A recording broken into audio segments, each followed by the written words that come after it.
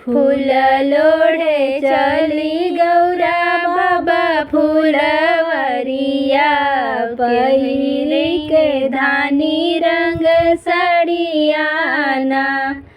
फूल लोढ़े चली गौरा बाबा फूलवरिया, पहिरी के धानी रंग साड़ियाना। बसहा चढ़ल आए साधु एक जोगिया, बसहा चढ़ल आए साधु एक जोगिया। देखी गौरा गईल डेराइना, देखी गौरा गईल डेराइना।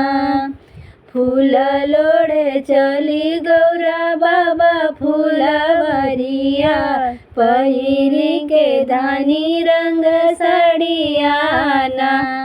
रोवत रोत गौरा घर के आई, रोवत रोत गौरा घर के आई।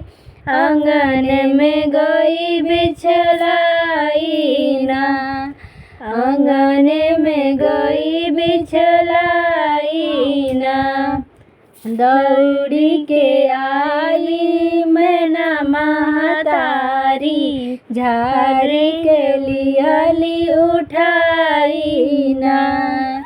दौड़ी के आई मैना महतारी, झाड़ी के लियाली उठाइना।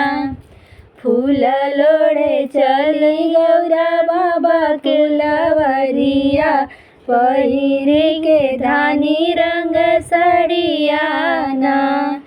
केहू बेटी मारेला केहू गरियावे, केहू बेटी मारेला केहू गरियावे। का देखी गइलू डेराइना, का देखी गइलू डेराइना।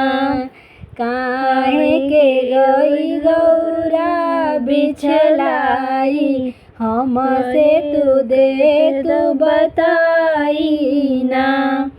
फूल लोढ़े चली गौरा बाबा फूलवरिया, पहिनी के धानी रंग साड़ियाना।